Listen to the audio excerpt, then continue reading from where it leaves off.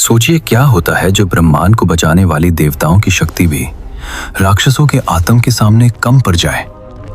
शुंभ निशुंभ नाम के दो दैत्य भाइयों ने त्रिलोक पर कब्जा कर लिया था और उनके सबसे खूंखार सेनापति थे चंड और मुंड।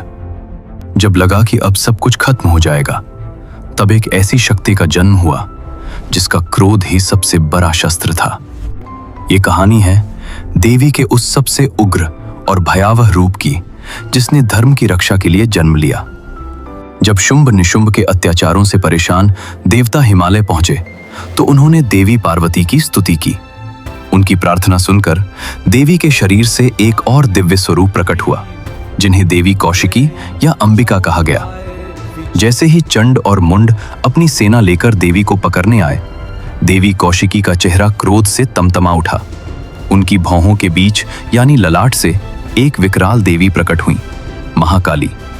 हाथ में तलवार और पाश, गले में नर मुंडों की माला और सूखे हुए शरीर वाली देवी काली का रूप इतना भयानक था कि उन्हें देखकर ही दैत्यों की सेना कांप उठी।